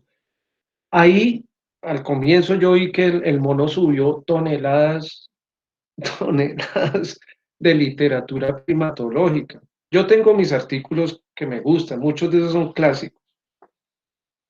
Se los puedo rotar, pero lo que es lo que no quisiera yo que eso fuera como letra muerta y de ponerles una tarea que realmente, digamos, por las otras obligaciones que tienen, por lo que significa estar en este momento, que también pues es muy raro para todo el mundo, el solo hecho de recibir clase, enseñar, dar una clase en una casa, yo aquí no estoy en mi casa, estoy en la casa de mis papás, entonces eso altera, si a mí me altera, digamos, el curso, o a los demás les altera el curso de su vida cotidiana, pues yo me imagino que también ustedes recibiendo clases allá, pues al lado de la mamá o al lado del papá o de los hermanos o de la novia, y que el profesor le pregunte a uno y no saber uno y no decir, o sea, pues hay millones de cosas que pueden suceder, ¿sí?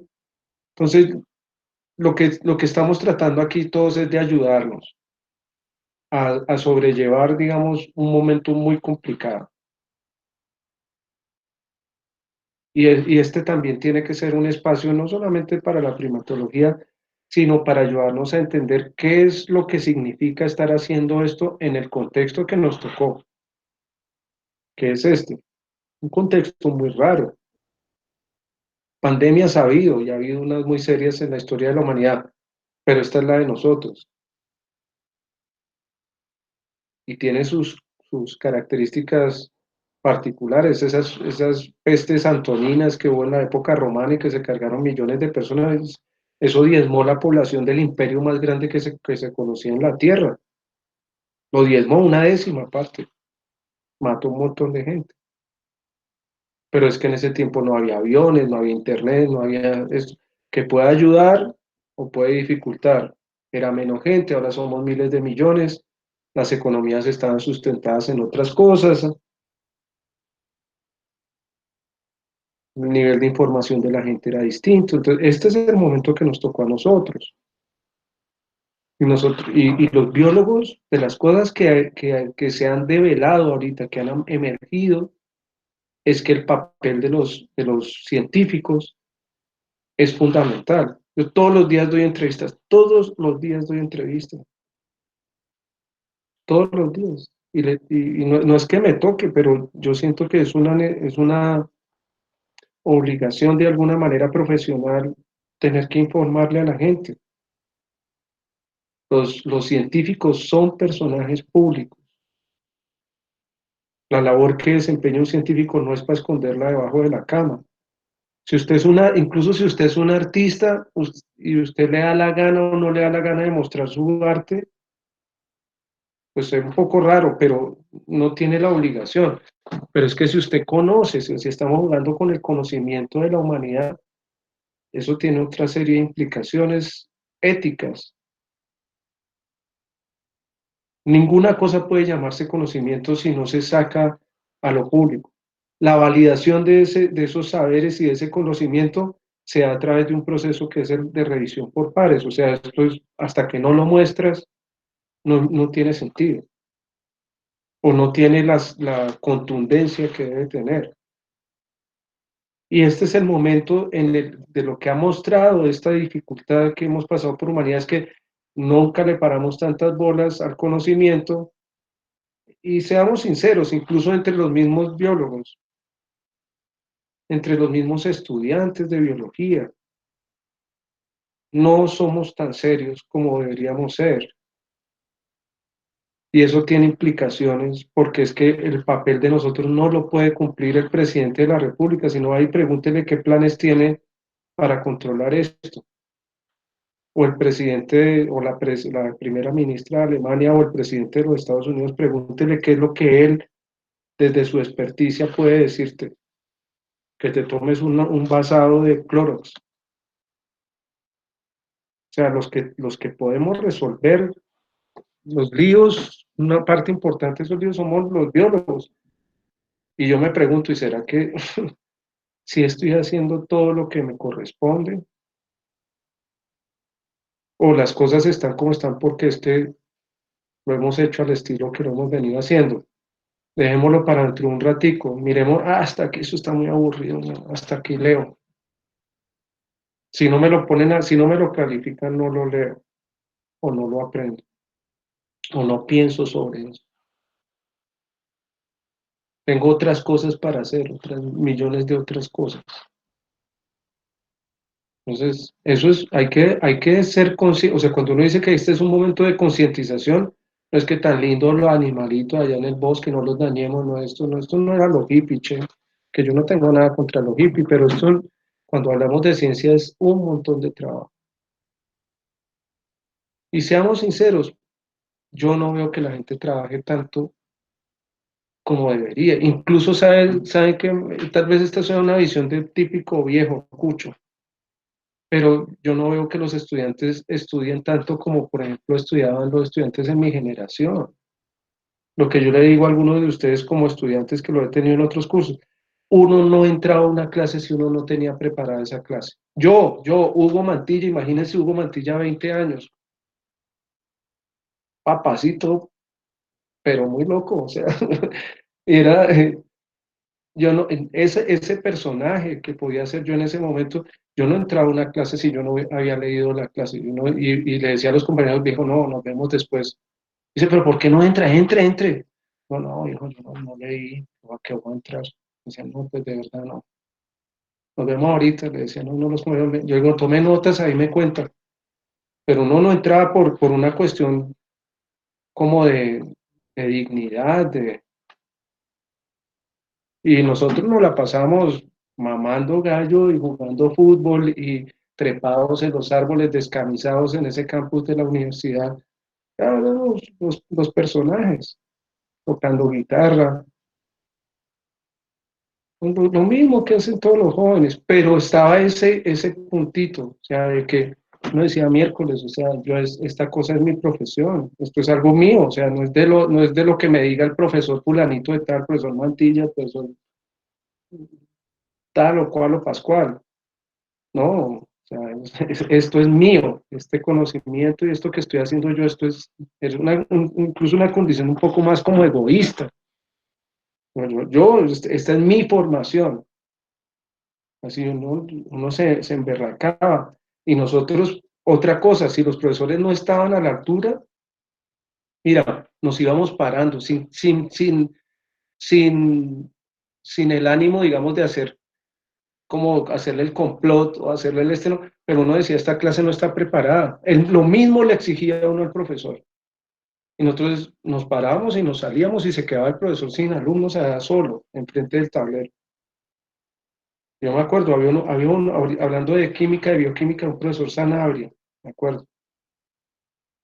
Y el tipo llegaba con unas fotocopias amarillas, que era la clase que había dictado yo no sé cuántos años, y llegaba allá y saquen una hoja, no sé qué tal cosa, y empezaba a dictar eso. Un día, sin decirle nada a nadie, yo dije, yo en esta clase no me quedo, o sea, esto es una falta de respeto, yo vengo acá, yo estoy preparando mi clase, nos paramos y nos paramos todos y si el tipo se quedó ahí solo enfrente del tablero, solo, enfrente del tablero. Pero uno podía hacer eso porque hacía lo otro, o sea, si no preparabas la clase no entrabas. ¿A qué? A ver una película ahí, a ver el Netflix del profesor de turno, no. Entonces, miren ustedes, o sea, si salimos de esta, ojalá, si salimos de esta, y cuando yo digo de esta, no solo el problema epidemiológico, si salimos del problema económico que se viene derivado de esto, yo creo que todos tenemos que pensarnos bien cómo es que estamos haciendo nuestro trabajo, a qué es que le estamos dedicando el tiempo y con qué seriedad. Y los biólogos y los científicos del mundo, la gente nos va a exigir más, nos van a exigir. Somos los que deberíamos dar las respuestas, somos los que deberíamos saber. Y yo te digo una cosa, o sea, a mí yo les pido disculpas lo que le decía yo ahí de una charla para unos muchachos de la red, se llama la Red de Jóvenes de Ambiente. En unos años yo debería haber estado en esa red porque es tipo chévere. Bueno, la Red de Jóvenes de Ambiente están por nodos en Colombia. Estos eran los del nodo del eje cafetero en Caldas. Y yo les pedía disculpas a ustedes, los jóvenes, porque es que a mí de joven no me tocó esto. Y ustedes deberían estar en este instante, es disfrutando su vida, no, y no con la incertidumbre de todo lo que se viene. ¿Por qué eso sucedió? Porque hubo pedazos que en la generación de nosotros no los hizo bien, no los hizo o no los hizo bien. Pero definitivamente hay muchas cosas que hay que cambiar. Y una de esas está representada por eso, porque somos biólogos que no sabemos hacer biología. Incluso dentro de nosotros que estudiamos un poquito más, pero yo veo, o sea, yo a veces me pongo a hablar así con colegas y uno dice miércoles, faltan pedacitos de formación a esta gente, a uno mismo. Y eso que uno intenta, o sea, yo todos los días trato de leer, todos los días trato de estudiar, todos los días trato de mejorar un poco más la cosa. Tal vez uno no sea el ejemplo, pero yo sí les digo, entre todos hagamos como esta interiorización y tratemos de hacerlo mejor. Tratemos de hacerlo mejor. Mucha gente depende de nosotros. Y esta es una historia bien bonita, es un cuento. Parte del problema, digamos, de la atención frente a este tipo de clases es que puede confundirse como que es una historia, un cuentero, ahí como chichichi, el tipo está contando la historia, eso tiene, pero no confundamos el modo con el contenido. Contenido tiene que ser digerido y tiene que ser capturado, no porque sean los primates, sino porque esto es extrapolable a otras instancias del conocimiento biológico. Aquí hay maneras especiales de contar la historia provistas por el mismo modelo biológico que hemos escogido, que son los primates, que nos permiten, por ejemplo, mejor que en otras instancias, en explicar esa relación que hay de la relación planta-animal. Este es un buen modelo para explicar eso. Porque si no, entonces tú verías la historia, por ejemplo, del mecanismo de las giberelinas y de las auxinas y no sé qué, lo verías o en una clase de fisiología vegetal, pero no lo verías en la clase de zoología. Entonces, nos empiezan a mostrar como que la cosa está distanciada y el lío de ver las cosas distanciadas es que no te pillas cuando se vienen las cosas. Este ejemplo de la pandemia es un ejemplo de no poder ver las cosas integradas. Yo los invito ahí, he montado y tal vez se los comparta. Ahí en el mismo canal había con el tema de la celebración del año de las colecciones. Creo que fue el año pasado, hace 2 años. Me preguntaban, bueno, ¿y cuál es la gracia de tener una colección de mamíferos? Preguntaba Germán, que en ese momento era director del programa. Decía, ¿y cuál es el rollo de tener una colección de mamíferos? No porque él no supiera, sino haciendo el juego de ser el entrevistador y yo el entrevistado. Yo le decía, mire, por ejemplo, una de las cosas que podríamos investigar es el rol que tienen los murciélagos en entender el sistema inmune y las enfermedades zoonóticas que pueden sacarnos a nosotros del partido de la vida. Ahí lo puse, ahí lo volví a subir en mis redes en Facebook. ¿Por qué? No por jalarle la oreja a nadie, sino porque realmente eso que a nadie le sonaba en ese instante, dirá, pues este que es esa catástrofe, apocalíptico, apocalíptico. A mí en un congreso al que me invitaron a participar ahí en la universidad, que yo estaba hablando de cambio climático y les contaba partes de estas historias, me decían, profesor, muy interesante su charla, es usted un gran orador, pero suena apocalíptico.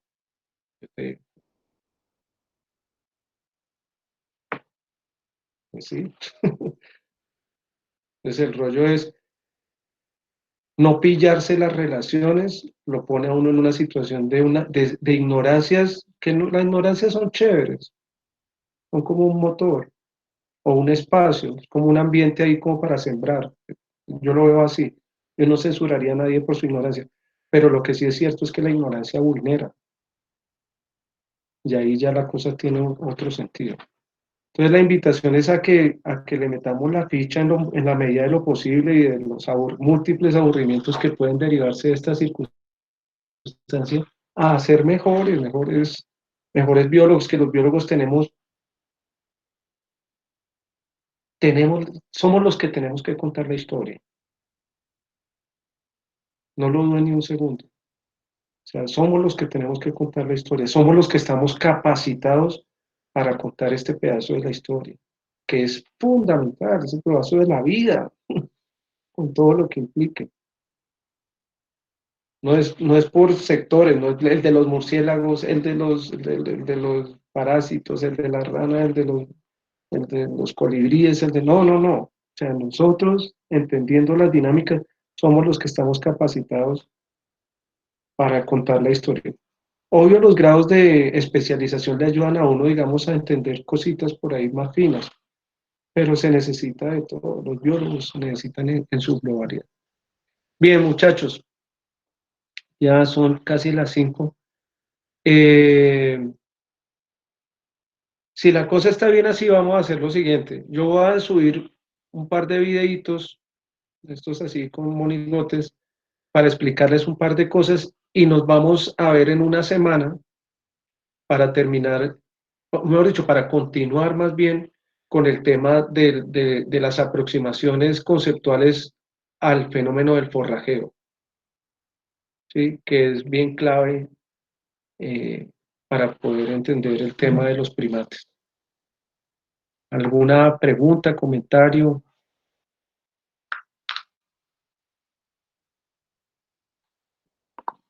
¿Mm? Nadie. Bueno, ¿quién se echa una de... Dime.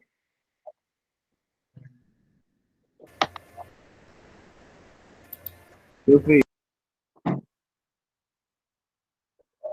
de saber más sobre los animales salvajes y todas las zoonosis que nos pueden estar relacionando y cómo el acercamiento de estos animales pues nos ponen más en peligro y no el acercamiento de ellos, sino las afectaciones que nosotros hacemos para que ellos cada vez estén más cerca de nosotros.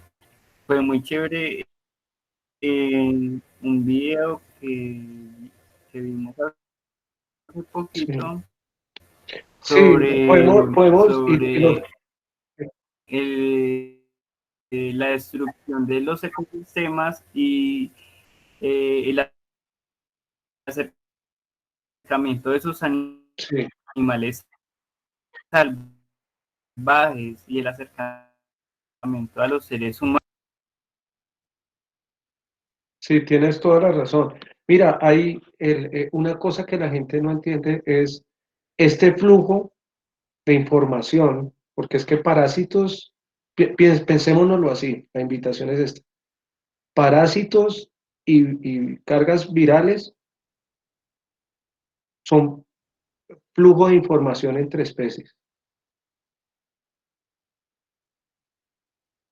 Es en dos vías. O sea, lo que nos afecta, lo que llegó a nosotros, a veces nosotros hemos jugado el papel de ser los malos del paseo.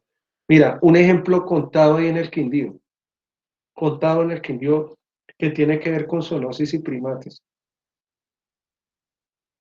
Y búsquense el trabajito.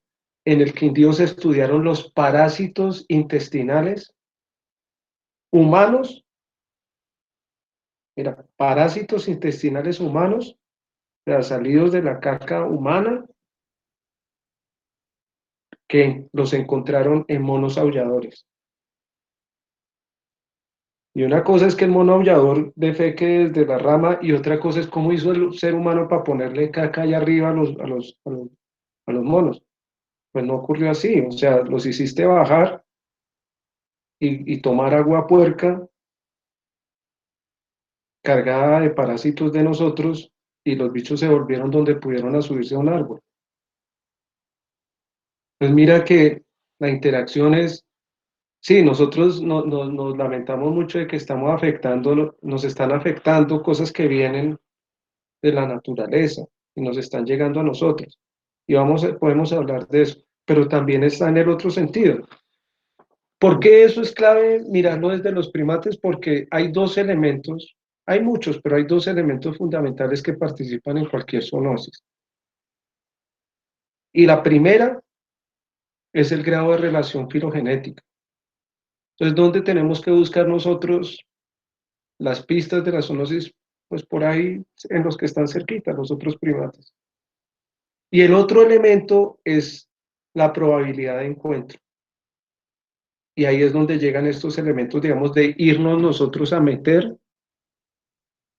en el medio natural o traer los elementos del medio natural y ponerlo en coexistencia con nosotros a las malas. Cuando juntas esos dos elementos, ahí ya se sabe qué es lo que va a pasar. Ya se sabe. Los que hayan visto la clase de mastozoología hace un par de años, comenzaba así, o el año pasado, hace año y medio. Decía, la mastozoología que estudia la interfaz entre el medio natural y el ser humano, más allá de la antropología, tiene como una de las metas investigar cuáles son los elementos que nos van a sacar a nosotros de la naturaleza del partido de la vida, empezando por los estudios zoonóticos. Eso está cantado, está requete cantado, requete cantado. Mira, la última, con esta me despido. El año pasado, que fue la cumbre mundial de clima en Suiza. A mí me mandaron en representación de Colombia. Qué lío tan hijo de madre. Yo metí un punto que era vigilancia en salud pública y cambio climático. Esa cosa tuvo millones de filtros. Se logró poner como uno de los llamados, que se hace un llamado global, digamos que es lo que se lleva a la COP, que iba a ser en Chile y la movieron a Madrid, si ustedes recuerdan, y quitaron todos los puntos y quedó uno, pero en un capítulo y de manera complementaria. A nadie le pareció que fuera eso una prioridad. Y bueno, uno dice, listo, está bien, uno entiende porque pues prioridad hay otras cosas, el cambio climático, bla, bla, bla, ¿sí? Pero oye, por lo menos dejemos ese pedacito ahí. La gente lo mira a uno y dice, ah, ya quiere meter usted los estudios ahí de murciélagos, si quiere meter los estudios de mamíferos, si quiere, porque usted trabaja con eso y entonces usted está viendo es cómo le llegan sus recursos. Porque así piensa la humanidad ahorita. Todos pensamos así en el estilo medio mafiosillo, no sé qué, que me toca, y metámosle la ficha a lo de nosotros antes que lo de los demás.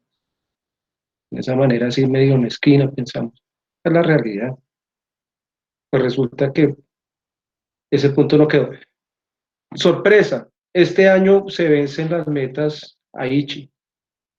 Para los que no sepan, las metas Aichi hace 30 años, 20 años se generaron las metas Aichi para ver qué hacíamos en temas de diversidad. Aichi es una ciudad en Japón. Pues ahí ya me llamaron y decían, profesor, necesitamos que participe en la reconstrucción de las metas Aichi para el 2050. Yo ya no voy a estar aquí, 2050 estarán ustedes. Ojalá estén ustedes. Yo fijo no estoy. El 2050 es mucho tiempo. Para que participe en el panel de diversidad y salud pública. Pues por lo menos para eso sirvió este miércolero en el que estamos ahorita. Como todo, tarde.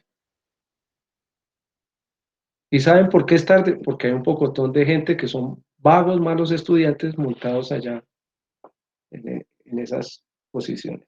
Y no, entonces pensando que no están haciendo nada malo, o sea que ahí vamos flotando la cosa, navegando la cosa. Ojo, no se confundan. Siempre hay que dar un poco más y lo único que rescata este planeta es la excelencia. Todo lo otro es mediocridad y la pagas tarde o temprano. Y mira cómo nos ha tocado pagarla aquí. Aquí va a morir mucha gente, mucha gente. Y van a morir feo, van a morir de hambre, de cosas feas, evitables. Porque que se muera uno de viejo, cáncer del colon o un ataque cardíaco o lo que sea, pues bueno, eso es la vida. Pero que se muera un niño de hambre, que estudiar, que estudiar. Bueno, compañeros, nos pillamos por ahí en dibujitos o nos pillamos por ahí en una semana aquí en la clase. Profe, Dime. profe, ¿qué tal? Habla con Luis, con Lucho. ¿Qué más, profe? ¿Cómo está? Bien, Profe, hermano, bien. Sí, qué pena, no, es que estaba en la mitad de la y no te veía, entonces estaba tratando de conectarte y no pude sino hasta ahorita, pero la clase queda grabada, Luis. listo, profe, tranquilo, quedo pendiente. Profe, quería pedirle una asesorita, no sé si usted tenga tiempo alguno para que me pueda atender unas preguntitas que tengo, profe. Escríbeme y yo trato de sacarle el rato. La verdad, No me hasta imagino, profe. estoy hasta aquí. Este ha sido un tiempo muy complejo para todos, pero ha significado, digamos, mucho. Todos los días me llama. Aquí tengo el teléfono apagado, que todo el rato me están llamando para No, y la importancia que están dando las charlas, profe, porque ha sido muy interactivo y ha sido muy importante. Por lo menos, profe, ese es el trabajo. Un biólogo, Sí. eso es, profe. Aquí estamos Bueno, aprendiendo, profe.